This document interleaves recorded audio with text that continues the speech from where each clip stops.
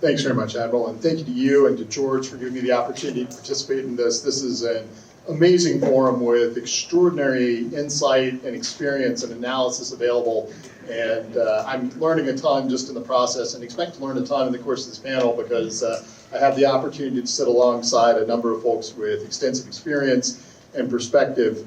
You know, one of the things I learned in my time at War on the Rocks was to ask panelists to introduce themselves.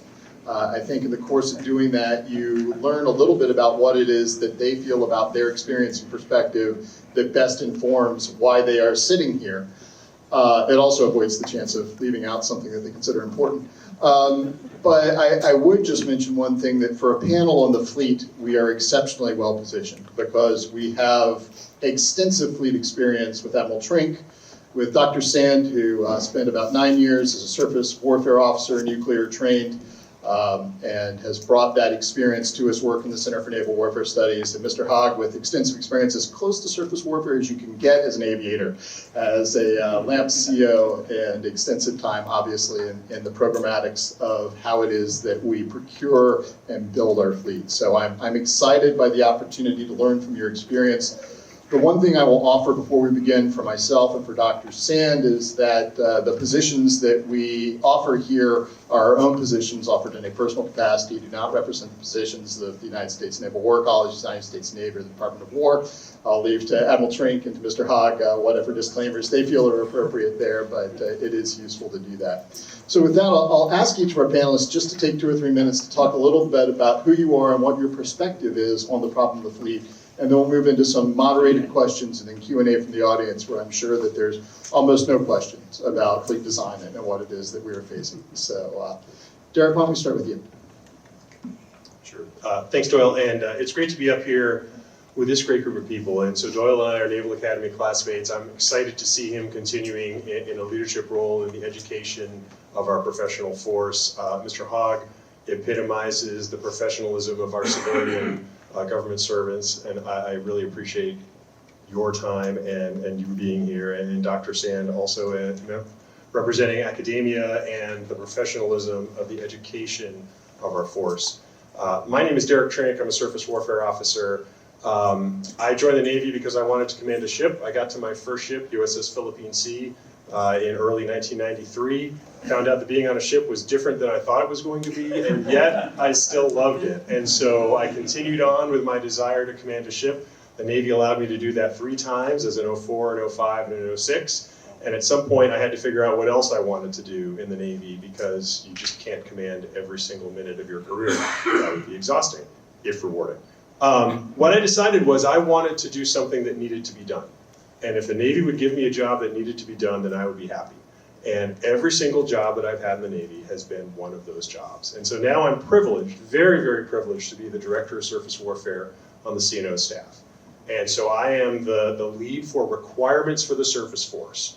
And among the things that go into that job are parts of fleet design. I am by no means the only person interested in fleet design. I get a lot of help on that. I am by no means the only person who's interested in what sort of capabilities go into our ships. I get a lot of help on that too. But the convocation of ideas that my team gets to collate and then bring to me so that I can bring up to the N8 and N9 leadership, and then through them to CNO and through him to the secretary, and then on, it is absolutely a privilege to be able to lead those people. And so I am excited to have almost 6 months in the job as N96, and I'll be ready for your questions. Thanks. Eric? Good morning. It's really an honor to be on this panel and to speak to all of you as the audience. I've been involved with and thinking about Navy questions in the Navy for just over 20 years, which really makes me the novice in this room. As Doyle mentioned, I have a background as a surface warfare officer, and then took that to the study of strategy and security issues at MIT before coming to the Naval War College.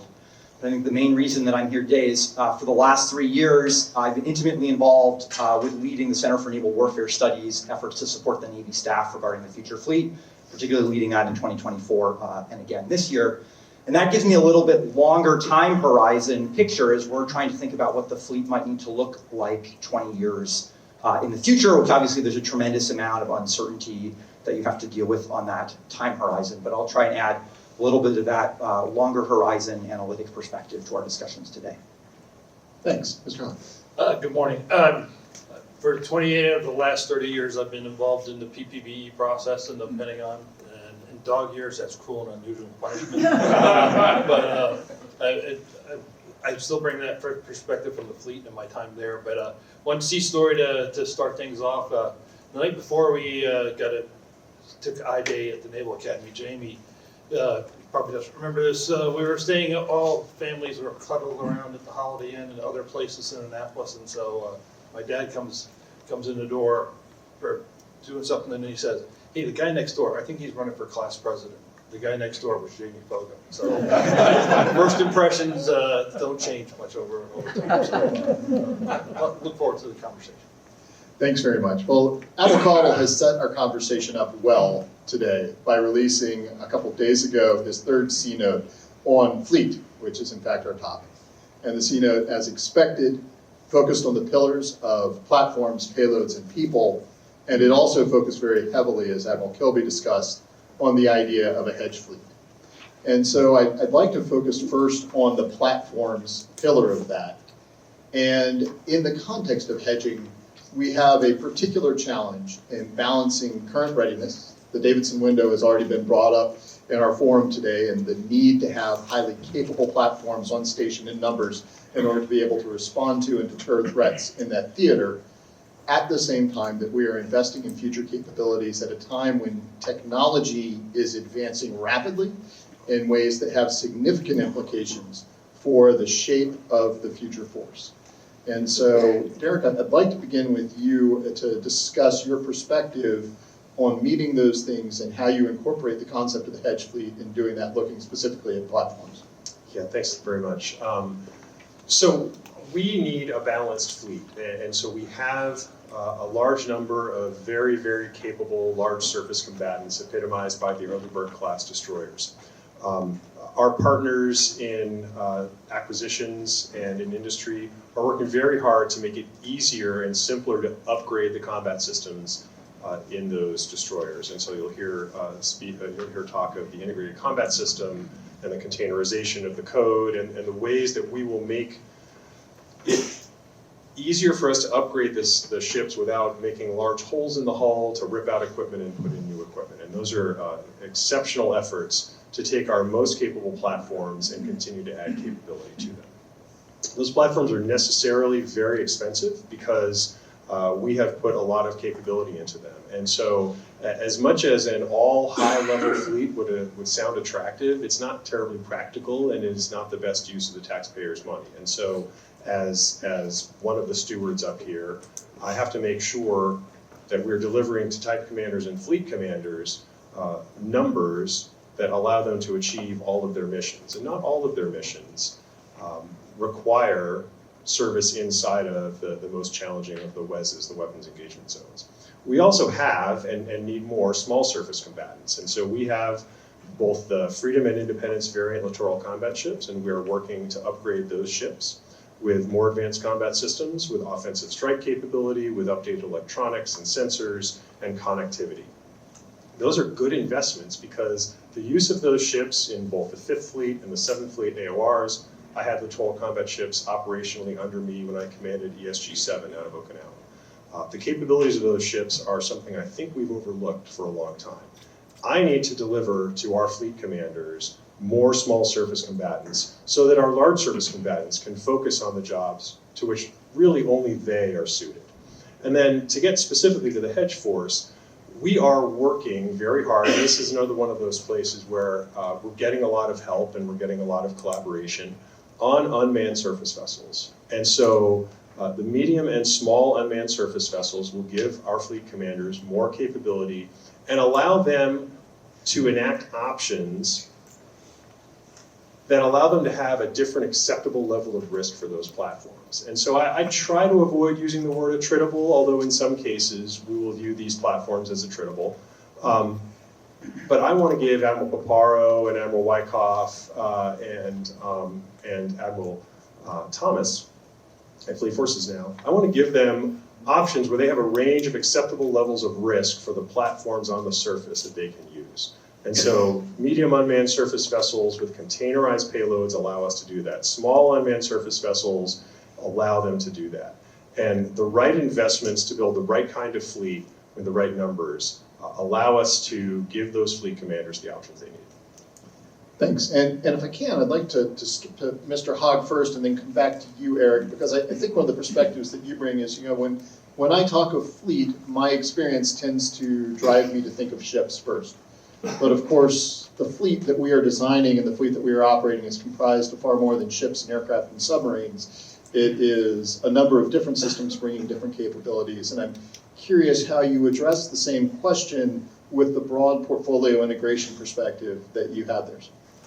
So the competition of resourcing, between maintaining and sustaining the platforms that we have and we'll have for the Davidson window, is how they're going to be adaptable to be able to take in new systems and use them.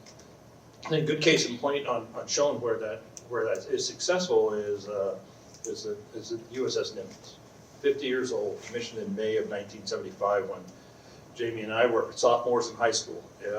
But it is as relevant today as it was when the Final Countdown was filmed on it.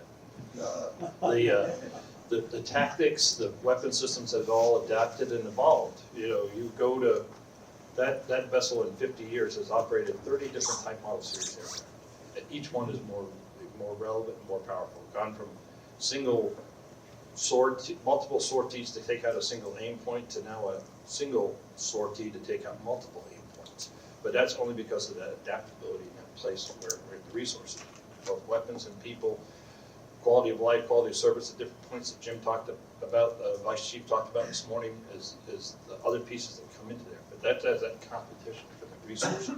So we have to do that balance. But as we've seen from Fifth Fleet operations, from the start of when Brad Cooper was out there with sail drones and other pieces, piecing that into those a part of the counter system. So it's relevant information to the commander to be able to make the right warfighting decisions. Excellent. And Eric, I'm curious your perspective on this question, particularly from some of the research you've done with the CNO Futures Project and the Fleet Design 2045. Yeah, so I think the first thing I want to echo is something that Admiral Kilby said this morning. And as we think about this trade-off between current readiness and future force, I think we need to avoid what in the 1950s was called hour of maximum danger thinking, right? That there's a window of time, and as long as we surge to be ready for that window of time, that we're going to be fine, right? Because the problem's not going to go away. This is a long-term competition with deterrence, and that makes the set of trade-offs harder. There is, I do think, though, a good news story as we look at the longer-term future fleet design that maybe makes some of these trade-offs less hard to make than they would have been in previous times. And that many of the newer systems and ideas that we're looking at, both now and into the future, are smaller, they're more modular, they're systems of systems. And that means that they can be introduced with less cost, and they can be potentially, and less need to find huge amounts in the budget to try and do that, at least to get started with the experimentation to figure out if they're gonna work. And I think that's sort of the point that I want to end on is as we do think about these trade-offs and fleet modernization, we need to realize that we're not going to get everything right the first time. And I have a colleague who just left the Naval War College who's done really good work on when are we at the greatest risk of doing innovation that's actually going to make things worse, right? And one of the things that he points out is that organizations that are stressed by reduced resources and increasing obligations, which sounds a little bit like the United States Navy today, sometimes they tend to do testing and evaluation. I don't mean that in the formal Department of War sense, right? But experimentation, learning about these systems.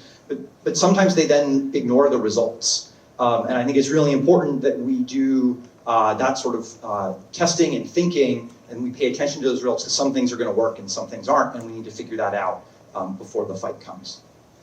I think that's a really important point, and it's one that I'd like to drill down on a little bit more conceptually, because of course innovation involves risk. If you aren't failing frequently, you are likely not innovating. You may be evolving, you may be making developments that are important, but it is unlikely that they are true innovation when you're doing that. And in a period of such rapid technological development, where we can't fully anticipate the implications of some of these technologies for how they will shape forces, what is our risk tolerance? And how do we know when we've made a bad bet, and how do we recover? You know, Derek, you and I were discussing beforehand, LCS is a program that has not received universal acclaim for its execution. And yet, as you identified, it's a program that still has value to a fleet commander when we think about it. How is it that we evaluate these new technologies, the risk and the applicability of not throwing away previous investments while still ensuring that we're able to put the resources where they're needed to continue the new promising technologies? Well, I think part of it is building adaptability and upgradability into the programs as you design them and buy them.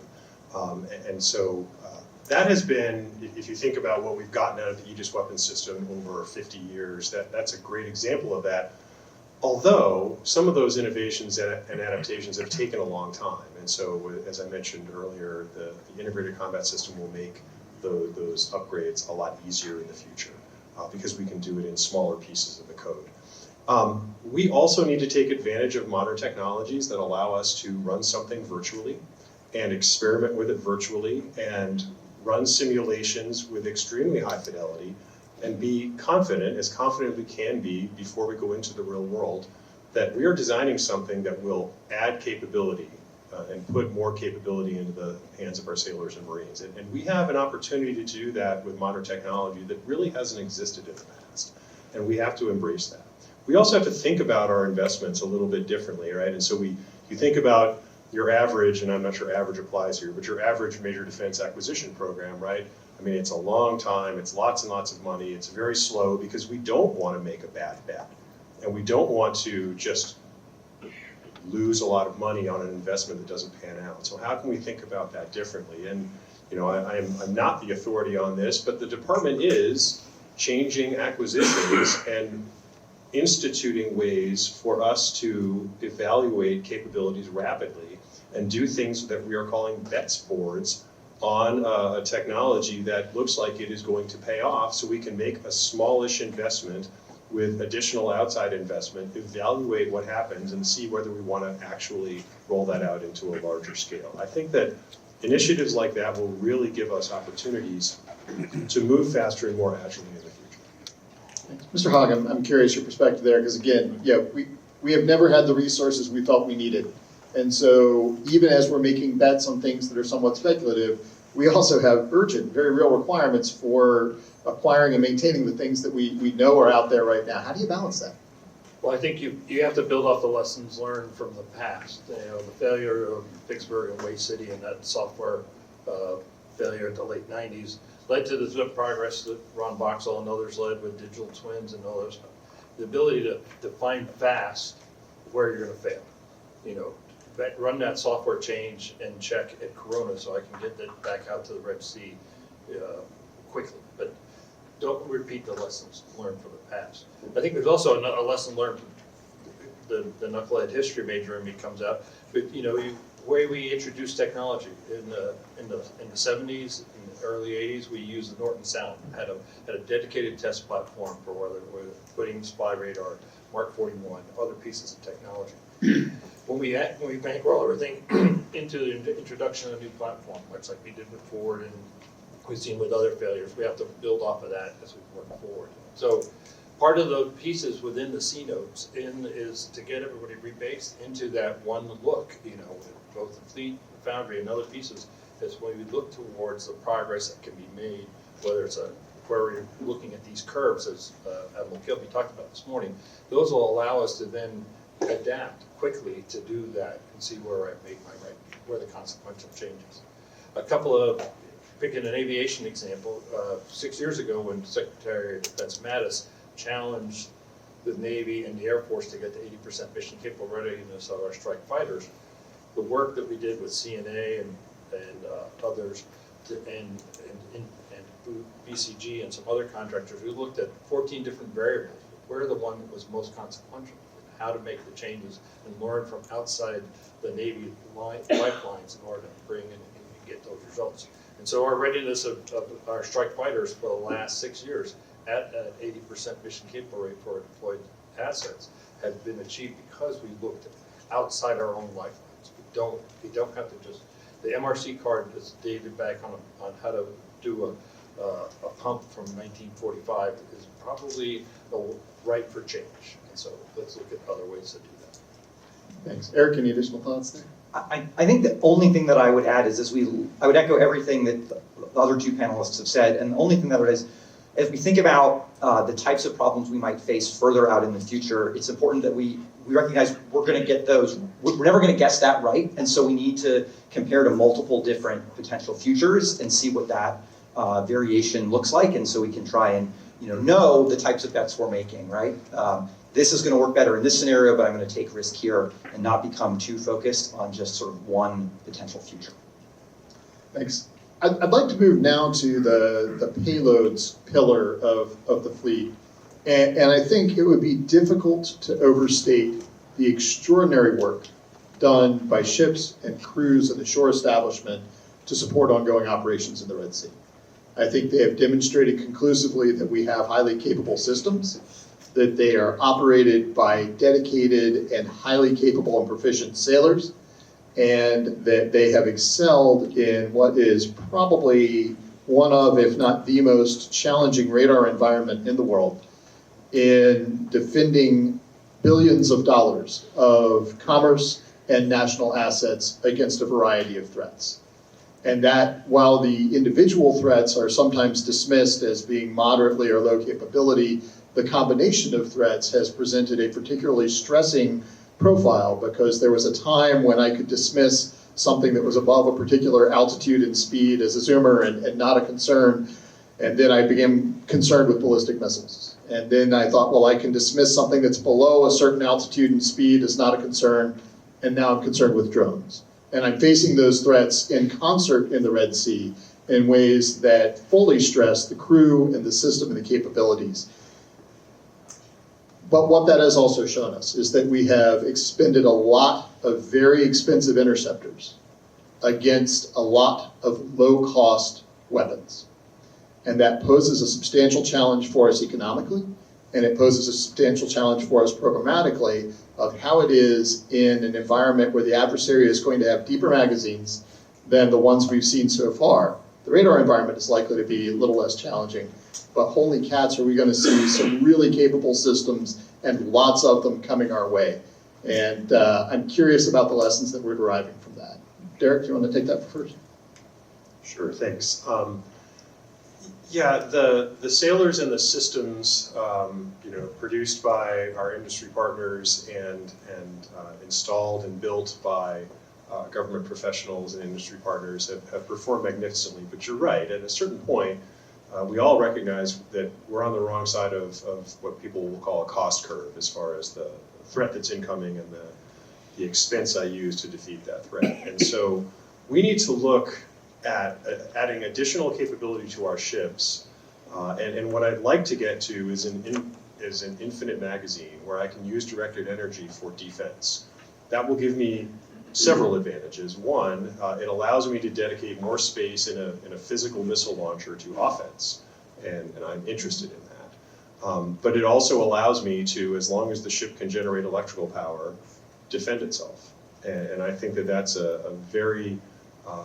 that's a goal to which we need to continue striving. All that said, we have to think beyond the individual ship as well. There are additional capabilities that go beyond the lifelines of that ship that can contribute to the failure of the attack, contribute to defeating that attack. And that goes out to the Surface Action Group, the Strike Group, the Maritime Operations Center, and all of the activities that go from the fleet commander down to ensure that an attack on our ships does not succeed. And then, back to my job as the Director of Surface Warfare, I need to make sure that the captain and the crew of that ship understand that all of those capabilities are coming together to defend them. Because if I have an interceptor that someone like me is telling that captain not to use because you don't need to use it, trust me, the beeps and squeaks will defend you, I need a way to show them that a soft kill system is going to work. because I can't put that captain and that crew in a position of saving the interceptor, but not actually defending themselves. And so this is the integration of hard kill and soft kill that we need to continue with. Yeah, and that's a really critical cultural piece as well, because I think there are threats right now against which soft kill systems have at least as high a capability as hard kill systems, and yet our predisposition is that's coming at me, I'm going to shoot at it, and when I do that, I may decrease the effectiveness of the soft kill system. Right. You need to be able to see that your defense has worked, whether it's hard kill or soft kill. You want to be able to see that it's worked. And it's sort of like deterrence. It's difficult to see that it's working aside from the fact that nothing bad happened. I think IO Sailor's a way to see that that soft kill system is working. Absolutely. Mr. Hogg, I'm really curious because this is an area in particular where integration across capabilities and portfolios is critical to it. How do you see the future of that? Well, one of the key things is that it's not one battle group that was there in the Red Sea, multiple battle groups. And so building off the lessons learned. Then, as Admiral Kilby talked about this morning, the importance of the COM2X, the putting in of that second and third fleet and two different folks running people through the gauntlet to get them prepared, but building off of that and doing it that way. When the fleet comes in and we build the budget, and they give us their integrated priority list, or higher on that list than an individual platform is the live virtual constructor. There are certain pieces within the Red Sea environment I can't go practice anyplace else. But if I can create realistic scenarios and run it without energizing the systems or showing our hand ahead of time in a challenging capstone type event for that battle group, it's key to bringing ourselves going forward. So the training of the sailors requires both the hardware and the systems and the network to be able to do that. So bringing those pieces in.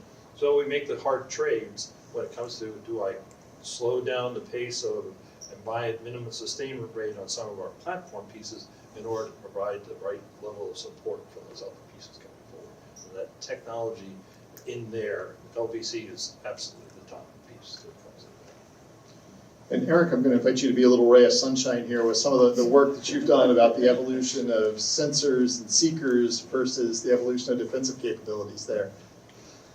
I will do my best to make this sunny. So, as you all know, we've witnessed something really incredible in the Red Sea over the past couple of years where a non-state actor has, at least against commercial shipping, imposed a sea denial regime effectively without going to sea. And I think that this, as we look into the future, is a harbinger of the problem that we will face.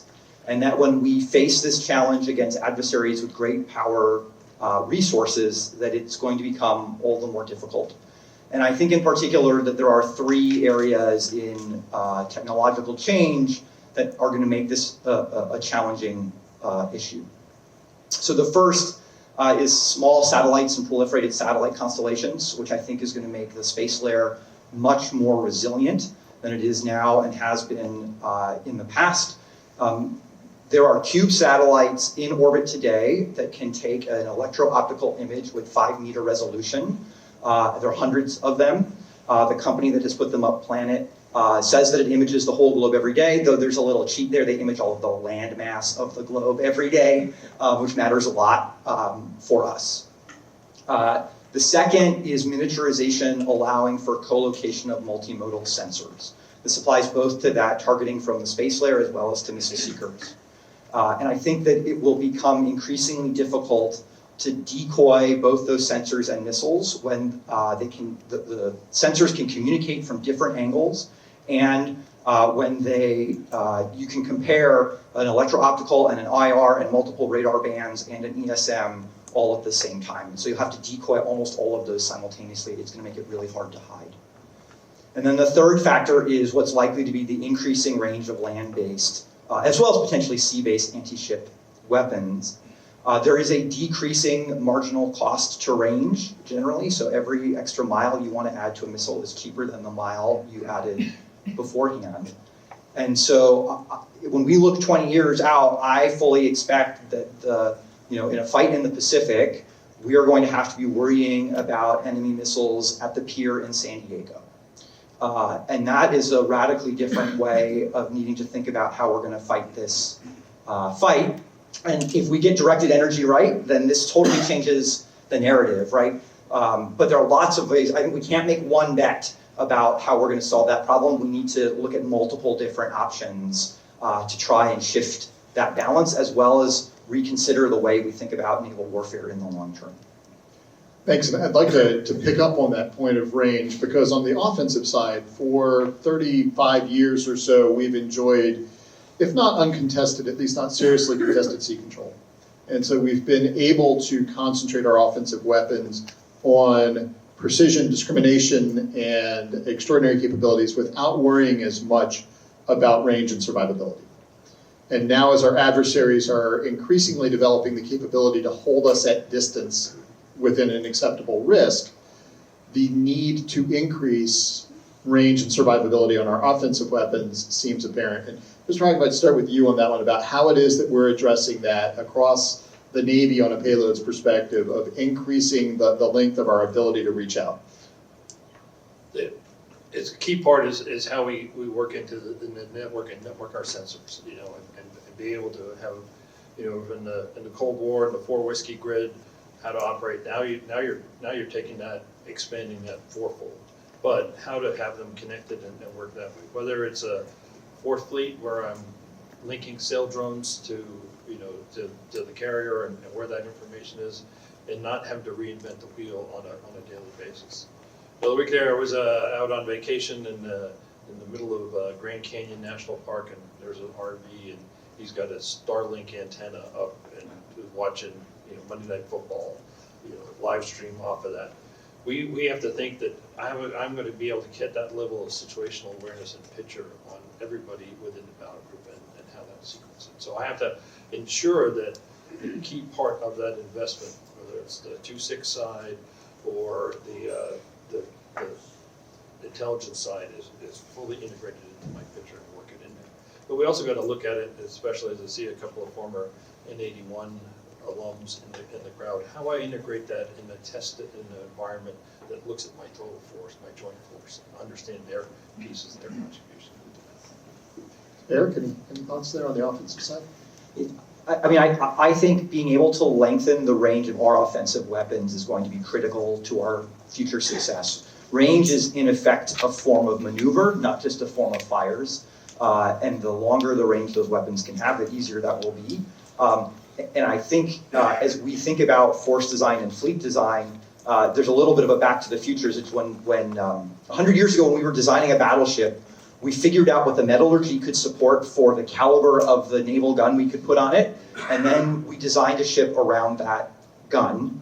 And I think we, again, need to think about what is the capabilities of the weapons we need, what is that, how do we fit that in a form factor, and then how does that then shape the design of the ships that we're building to carry those weapons? It's an interesting question. I think that goes well to you, Derek, because certainly the Mark 41 VLS has brought a lot of capability and a lot of flexibility, but that form factor also has been influential in determining the range of the systems that we have. How are you looking at that for future requirements? So we are working on longer range systems. There's a conventional prompt strike capability that'll be coming to the Zumwalt class destroyer. And so that will give us a longer range. That does in fact require a larger launcher. And so we are, to all intents and purposes, rebuilding the ship around that. So back to Eric's point. We have been saying any sensor, any shooter for years and years, and we are going to achieve that. And as Mr. Hogg said, the networking allows us to use our best sensors and our best weapons together, untethered from what platform happens to carry them. And that will give us and give our fleet commanders the range and the offensive capability that we need. We also have to remind ourselves that, I mean, all of us are in a WES right now, right? We are in some kind of weapons engagement zone right this minute here in Northern Virginia. And so warfare incorporates maneuver into and out of your enemy's weapons engagement zone to achieve certain effects. And so we can't just run away from a threat. We have to find ways through our offensive capability, our masking and screening capability, to operate inside WESs when it is appropriate for our forces to do so. And so, yes, we absolutely owe our fleet commanders and our operational commanders longer range fires, but we also owe them capabilities that allow them to use them when it makes the most sense. I'd like to shift briefly to the third pillar of people. And it strikes me that a sailor who enters boot camp today, or an officer who graduates OCS today, is going to be retirement eligible in 2045. And the skill sets that were required of a sailor or an officer in 2005, or Derek, when you and I graduated in 1992, have evolved since then. And now we're looking at technologies that incorporate uncrewed systems and other sorts of things.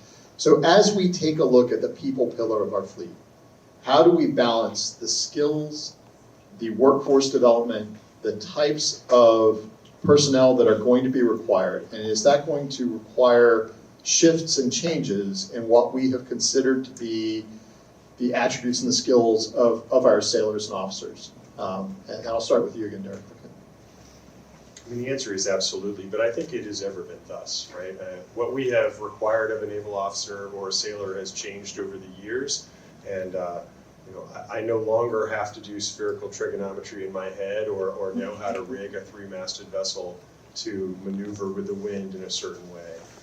And one of the most important things is for officers of a certain age to recognize and be explicit about the fact that they will and must learn from their juniors, right? The younger generations of our officers and our sailors have a lot to teach me, for instance. And so it is very important for us to learn from our younger and digital native officers and sailors.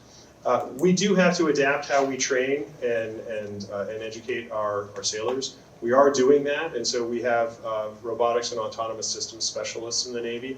I was at the Naval Academy last week, and I was speaking with midshipmen who are majoring in robotics and autonomous systems engineering. And the fact that they will come into the fleet as commissioned officers with that education, whether they are writing code for USVs or not, they will understand it in a way that I do not. And that will give us an advantage, and that will allow them to lead sailors with that education and those skills better than I would be innately able to do. And so I'm excited about the changes we're making, but we are and must continue changing the skills that we require of our sailors and officers. We have proven over and over and over again our ability to make those changes. Eric, any thoughts? I agree with everything. I think those skill sets have always been changing. I think the thing that I would add is if there's one point of consensus in the academic literature on military innovation, the winning side is not the folks who invent the new technology first, it's the folks who figure out how to use it in a novel way first. And we're not going to know exactly what the new skill sets our sailors need is until we actually get this stuff in the hands of folks in the fleet so that they can play around with it and figure out how we use it and what those skill sets are. Makes a lot of sense. Sir? So the core principles of qualification of a naval officer of John Paul Jones that we all had to memorize years ago is still, none of that in that statement attributed to him has anything to do with technology. It's about leadership. It's about understanding you as a warfighter, and that's the key piece going forward. It's important. I remember going to the War College and taking an elective course on programming because I just need to know. I wasn't going to program. I need to know what my JOs were capable of doing for me and how to work it. And that's, we continue to build and not exploit, but allow them to excel by understanding what they're capable of. Let them float the path of our direction, not their path of least resistance. So we have to ensure that the one other thing, I had a bike accident a couple of months ago and I broke my thumb, and I was one-handed when it came to texting. And, I was slow to begin with, but now I was really slow. But, we have to make sure that we have everything ready for the thumbs of the millennials and our other sailors, so protect their skill sets. That makes sense. So another aspect that is covered both in the CNOTE as well as in the Admiral Caudle's initial directive is the role of allies and partners. And Winston Churchill is supposed to have said that the only thing worse than fighting with allies is fighting without them.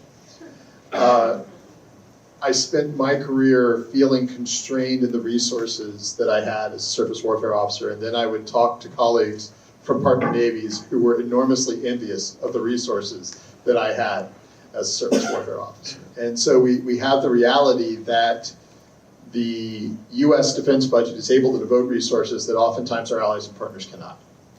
And so as we develop this fleet design, as we think about our future fleet, how do we prioritize this interoperability question?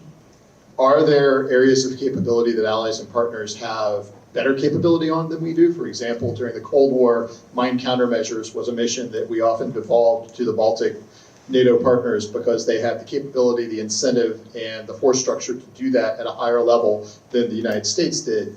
Are there similar sorts of issues there? How do we take a look at this question of shaping our fleet in a way where we will operate alongside allies and partners, not only members of long-standing alliances like NATO, but also with partners of opportunity depending on the security environment we find ourselves in? Eric, I'll start with you on that one.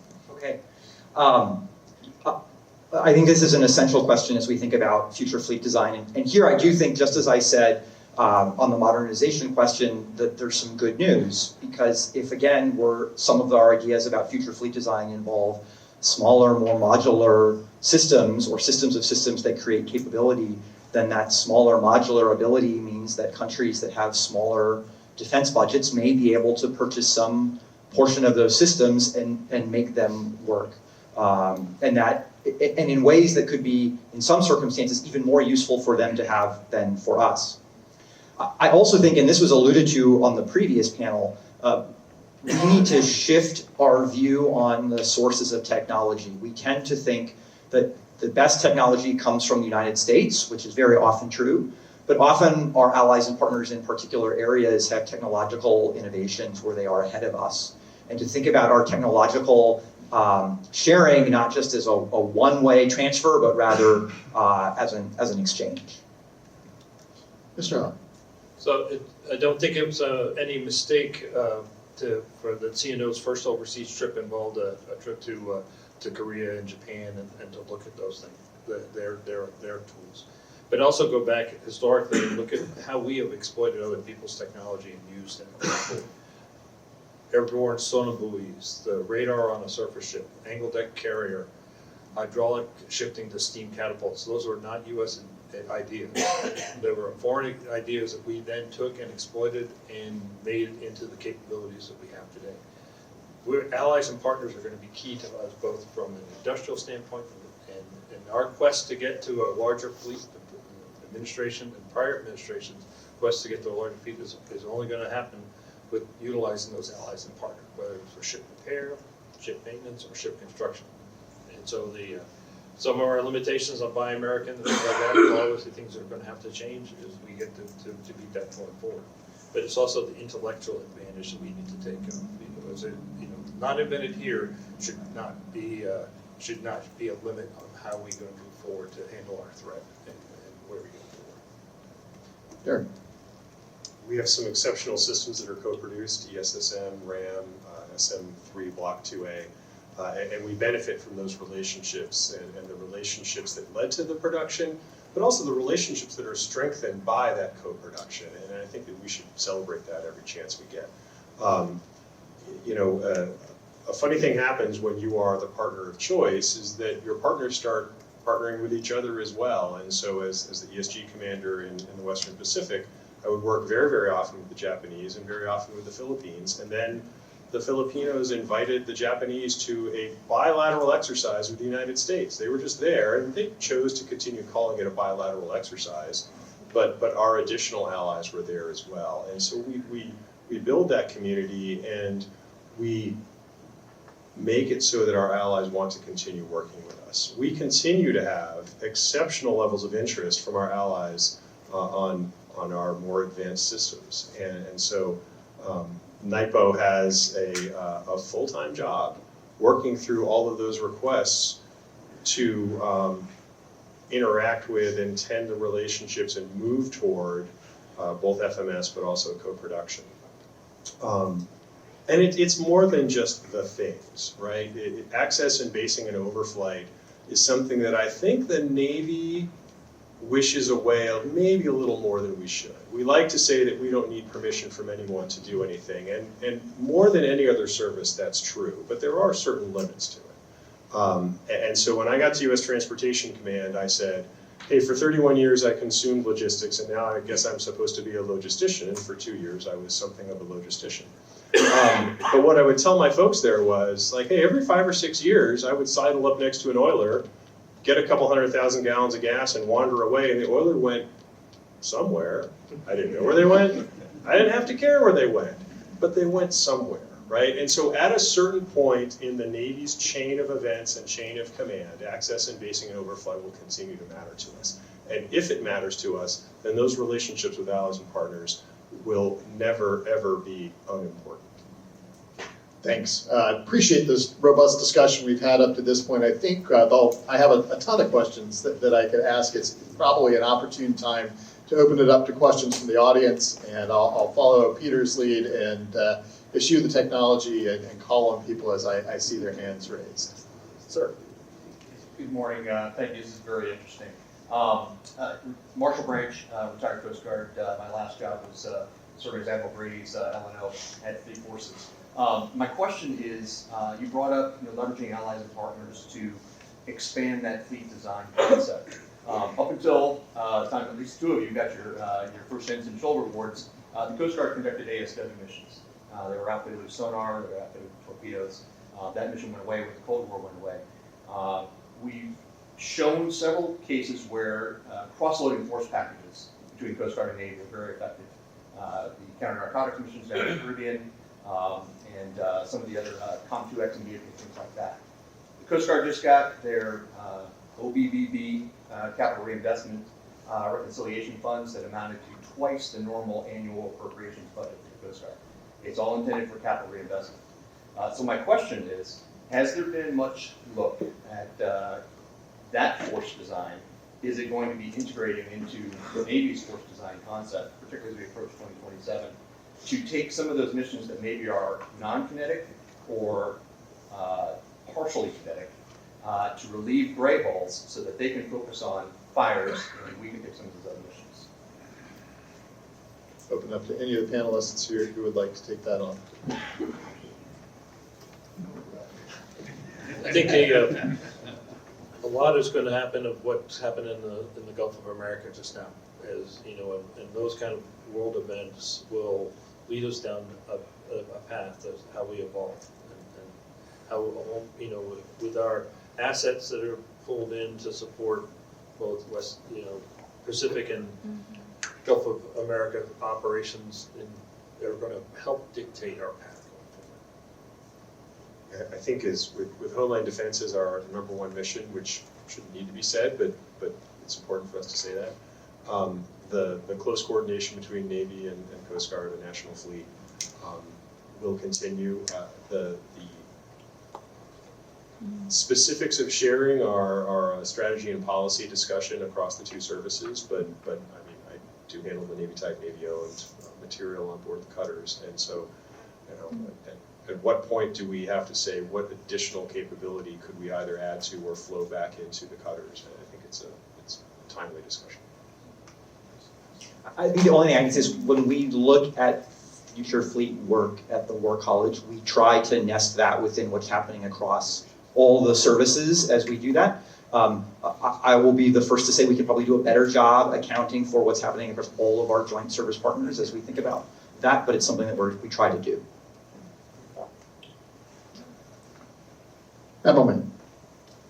So the DDG 1000's got 78 megawatts of power available on board.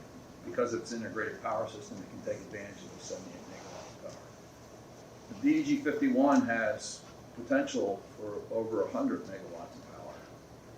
Is there any thought being given to potentially transitioning that ship to an electric ship with an integrated power distribution system to take advantage of all that power for the weapons of the future and potentially lasers, those types of things?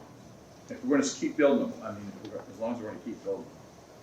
Yeah, So we're not talking about the wholesale change out of the propulsion and engineering plant to the Arleigh class. What we're looking at is the next destroyer after that, which we do expect to have integrated power.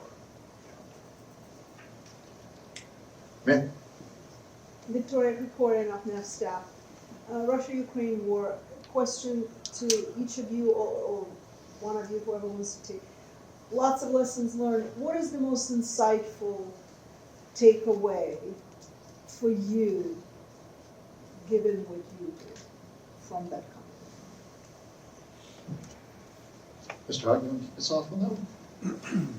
Well, I get cards and letters from Emil Munch all the time, and I have a monthly phone call with his executive director, just hounding in on some of those things. But it goes back to the question earlier on allies and partners. It's, you know, the key relationships and has been an important part within everything going on in Ukraine and the Black Sea. And working with those partnerships, it's codified why we need to keep that going. And so that's the most important thing I think it's come out of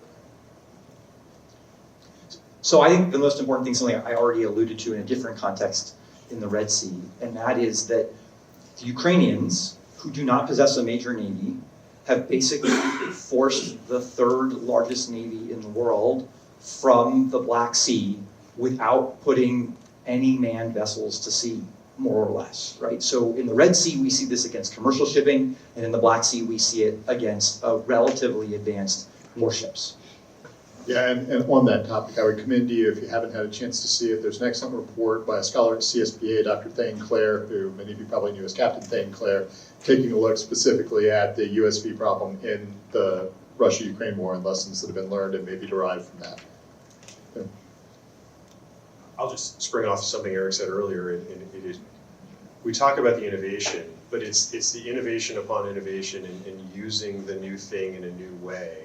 So drones and UASs have been around. Watching the Ukrainians adapt them, then watching the Russians adapt to that, and the counter-adaptation following has been inspirational and frightening, and a whole bunch of things. Applebox. How you doing? So I'd like to ask the other end of that question.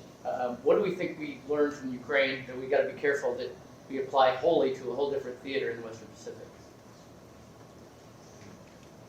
In other words, what thing do you think we might be overlearning that we would overly apply to a region that's very different? So I'll take that question to start. It's directly related to the point that I just made, right? Ukrainians have been able to do this in an enclosed sea using technology that won't have the endurance to cross the Pacific.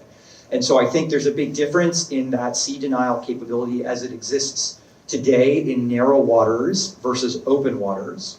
But I think that is like, as we look over longer time horizons, right, that's likely to shift, right? So when I talk about the point I made earlier about the advantage sea denial will have, I think that's a decade or two in the future, right? That sort of advantage for shore-based sea denial exists today in narrow waters, but it doesn't necessarily exist in the same way in open waters, and we shouldn't take that lesson today from Ukraine to apply to open waters today. Any other thoughts there? Yeah, I think there's a potential negative overlearning there in that we decide that we just can't go somewhere, and it is what I heard Admiral Grady refer to as a culture of quit, and we can't buy into that. We are going to have to operate inside weapons engagement zones, and we just need to learn these lessons and ensure that our lesson is not, well, I can't go there. And so a lot of effort goes into that. I think you also get the innovation and the tactics that comes into play. Not so much in the Red Sea, we've got air-to-air engagements from helicopters that we never had before. We've had multiple number of drone, and so you adapt and you change your tactics. There's can I put an overlay and lay that into the Caribbean or into the Red Sea or the South China Sea or some other country's straits and see applicability there. And I'm going to take a quick moderator's privilege and just add to that I think one of the things that I've taken from it is that we do assessment prior to conflict for a reason. and we do our best to have a realistic understanding of the comparative capabilities of forces. We have to make informed choices based on those assessments, but we need to have some humility about those assessments because very rarely do they turn out to actually materialize exactly the way we anticipated. And so we found in the Black Sea a far more capable, adaptive, and innovative Ukrainian force than we accredited, and a less capable Russian force than we accredited. And we certainly can't go into a conflict in the Indo-Pacific banking on the idea that the PLAN will be less effective than they appear on paper, but we need to be prepared for the idea that our assessments are likely to not reflect the early results and that we need to be ready to adapt to them as that comes up. John, you had your hand up and then we'll go to Peter. Hey, thank you. John Esposito with Lockheed Martin. Hey, first of all, this is a really rich panel. I mean, really, really rich. Thank you for showing up today. And Daryl, I think you're doing a wonderful job as the moderator. I really mean that. Admiral Trink's comment about Homeland Defense, and then Daryl, your comment about the ensigns today will be on active duty in 2045, had me thinking about trends today that are going to impact those ensigns. And in particular, one emerging trend is Golden Dome for America. Is the Navy late to the game, ahead of the game? Where are we? And I'd just be curious to see your individual opinions on Golden Dome for America. Thank you. So I think the aspiration of Golden Dome will stretch all of us and force all of us to reach beyond what we were already planning. I don't believe Navy is late to the game. I think that when you think about ballistic missile defense capability that adapts into hypersonic defense capability, the Navy has some of the best stuff out there. Now, defending such a wide area against such a wide array of threats will continue to pose a challenge. But it's also an opportunity, right? As a requirements sponsor, I look at what General Gutlein and his team will have to do and will have to ask from all of their teammates, and I think, oh, there's going to be goodness for me here, right? And so the innovations that come out of that will in some form flow into our surface ships and give us additional capability, and potentially into our submarines and aircraft as well. And so I don't believe that we're behind. I think that it is absolutely a big, hairy, audacious goal, and we've been told to go do it, so we'll do it. But I think the Navy is not at all behind. So, there's a fourth part of I talked about three things that I think are going to make CDNIL have a long-range advantage in the future. There's a fourth part of that, which is the tactical offensive advantage of the missile that I think we've known about for a long time. And as I think about that argument, just as we talked about directed energy, there are some technological things that could really shift those trends, right? And a highly successful Golden Dome for America that changes the narrative on missile defense would totally upset the things that I talk about. But as I think we've alluded, there are a lot of technical challenges that need to be overcome, right? I am hopeful that we will do it, but I'm not convinced we should bank on it, everything that we should be able, that it will be successful in doing that. We also have to see how it evolves. You take Iron Dome, you take Aegis Ashore, take some of those pieces that we have, and then how this is going to morph and work into the other piece.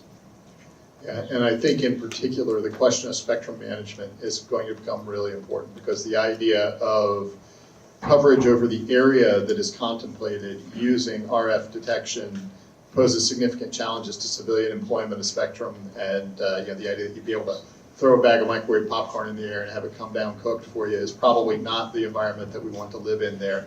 So what directions that's going to push us in technologically and operationally, I think are likely to have implications for how it is that we'll perform that mission in the fleet. Peter, you there? I'd like to try to link the first panel to this panel using the Ukraine-Russia war as a bridge. So you alluded to the adaptation of Ukrainians to changing battle space. How confident are we that whatever war takes place in the Indo-Pacific, if it does, we will adapt fast enough to conditions given the nature of our naval and industrial bases? Where I'm coming from is horrifying passages in Bob Gates' book about his time in SecDef about his efforts to get MRAPs to the troops. People are dying from IUDs. We cannot prod the procurement and acquisition bureaucracies and defense manufacturers to produce systems to counter AIDs. It takes them months and months and months, if not years. Can we do that adaptation that will help the fleet using our national industrial base in a timely fashion? I'm a glass half full on this part. A case in point, Anduril and CCA from latest CCA, from start of design to first flight, 18 months. You know, first flight from the F-35 from when the contract was awarded was measured in decades, not measured in months. You know, the adaptability that we've had, you know, from a crisis. You know, Ron Boxall at Penn State made, only way he graduated was because there were deadlines, because he, you know, there was procrastination all the time. This is not attributable, right? Yeah. But it's a, you know, a deadline, a crisis creates the innovation, creates the motivation to get to that. Now, not everybody's picked up the gauntlet yet on the direction towards, you know, industrial base and how to get that. But those are the kind of things. So I'm positive, based upon the past, that we'll find a way. I think the only other thing I would add to that, Peter, is that in the conflicts that we faced in the Middle East over the last 20 years, the existential security of the United States was not at risk. And I think that it is likely in a conflict in the Pacific that that would be the case. And that shifts the incentives of the system. Now, that doesn't mean that if you start from 0, you're going to get to 100 quickly, but I do think that that's a fundamental difference in that comparison. Sir? Yes, Rick Easton, retired SWO. Like to just ask a question about the people part. First of all, that's the center of the CNO strategy. It's also the last piece of the platform, payloads and people. I was just recently, earlier this week, down in Orlando in the Modeling Simulation Training Conference, and Admiral Goucher was saying, hey, in the Submarine Force, we've actually started basically a train to qualify for the individuals and train to certify, something that we went down that lane with LCS at this point 2 decades ago when we were challenged by then CNO Clark to put together the first hybrid sailors to man those ships. So my question is as we look at that piece that's so central, what revolutionary initiatives? Are we taking a look at seashore rotation, more time at sea for these perishable skills? Arleigh Burkes have 20 missions. When I commissioned Arleigh Burke, there was 9 missions on the ship. It's obviously much more complicated combat system, so a lot of things there all come to confluence. Obviously the Whitties were a great thing, but what are we doing from a personnel perspective comprehensively to really try and get that team to turn inside the enemy's turning circle? I think the investments we've made in training would please you. The way that, just to stick with my community, the Surface Warfare Schools Command and Surface Combat Systems Training Commands have updated and continue to update their curricula, I think would make any of us proud.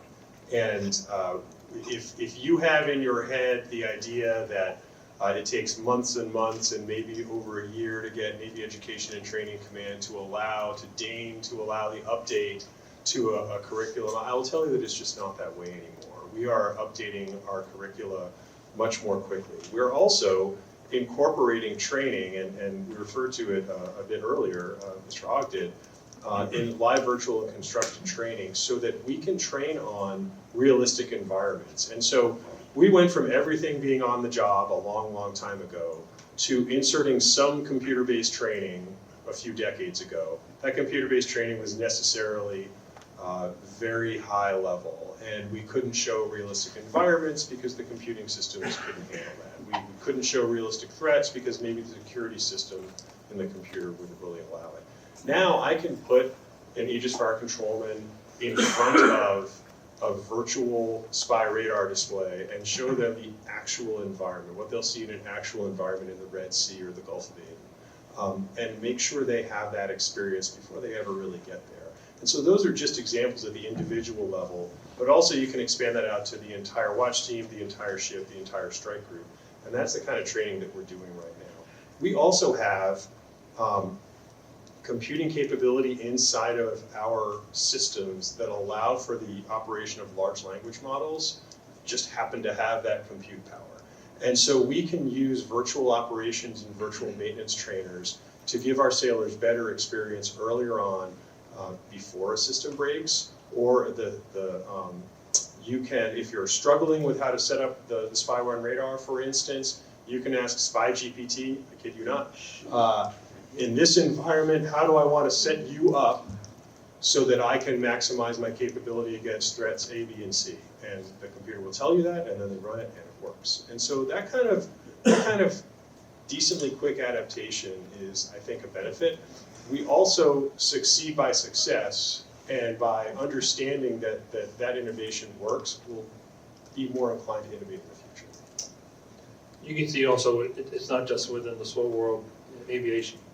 You know, my generation, attack air folks, they went to the boat on T2s, and they went to the boat on TA4s, and they had to get that before they got their wings. We're not taking the people to the boat until you get to the FRS post wings now. Different priority changing of where the emphasis has to be within that training cycle. You know, the sonar equation, recognition differential, if I've got AI tools and other skill sets in there that can make that easier, so I don't have to spend as much time on that because he's got another tool to be able to use that can speed my time of training, and it can also raise all boats to a higher level, you know, across the board. So there's technology to be able to take advantage of it. But if we don't adapt our training, we just get stuck in the rote way. Well, that's always been the way we've done it. SWOs, you know, that's your moniker, right? So that's how we get it going forward. I'm picking on Boxall again, as opposed to. I told you I'd pay you back soon. Sir? So I'm going to put on my former director for operational test and evaluation hat. We've talked a lot about affordable surface firepower and gravitated toward directed energy. I'll tell you, it's a fair weather friend.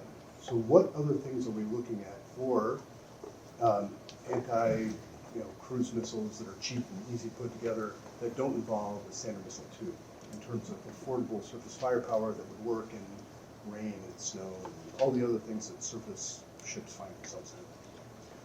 I'm not sure everyone could hear that, though. The question was about affordable alternatives for anti-missile defense, something that's cheaper than an SM. And doesn't involve direct. And doesn't rely on directed energy.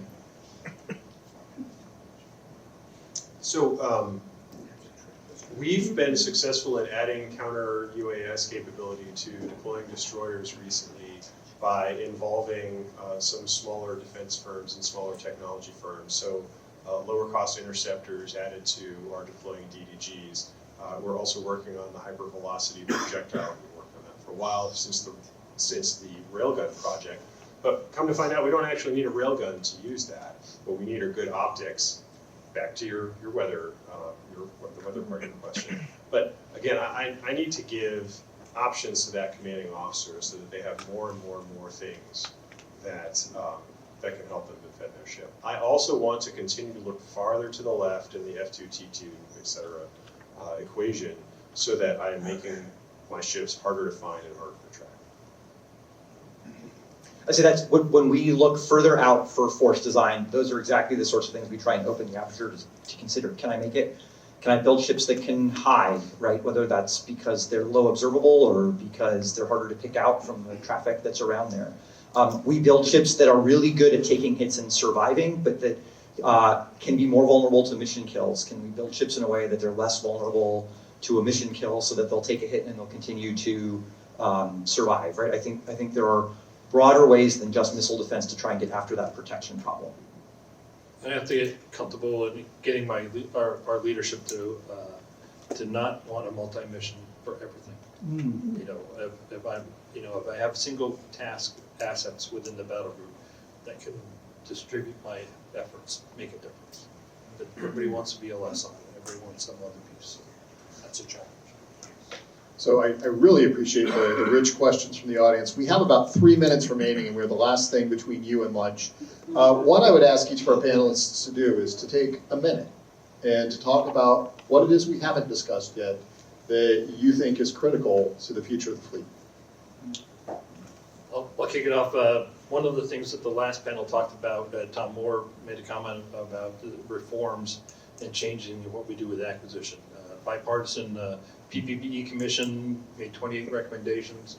That's going to help everybody within, how to get to those things. But you have to think, act, operate differently in order to be able to move at pace.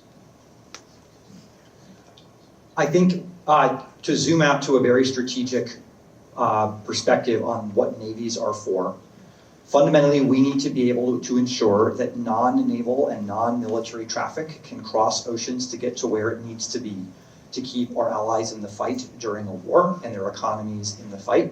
And I'm not sure when we consider fleet design, we think about that as core to the problem that we need to solve. I think we should view change in a positive way whenever we can. And so as we look at acquisition reform, as we look at a new organization inside the department like the Defense Autonomy Working Group, we should not look at that and think, oh, I'm losing my USVs to the dog. That's not what's going on. This is someone who has been given a specialized mission to determine our tactics and techniques and procedures and acquisition strategies that will benefit the entire Department of War. And so we really have to be comfortable sharing or giving up control in some of these processes and recognizing that we'll still get a lot of good out of it. As we go through reorganizations and new ideas, I remind all of my folks in N96, the CNO and our Navy and our nation will still need people who care about and are driving requirements for the surface force. And if the conversations, our conversational partners change because of some reorganizations, we shouldn't care about that. We still have that end goal in mind. Well, thank you all very much. This panel exceeded my already high expectations for what we get from it. Thank you to the audience for a great, challenging, and interesting set of questions. And if you can join me in thanking our panelists.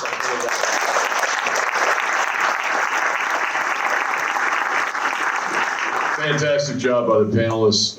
Doyle, excellent preparation. I mean, those are some really good questions, really good meetings. And I want to thank Dr. Hodges and the panelists with one of our highly sought after coins from the Center for Maritime Strategy. Lunch is served.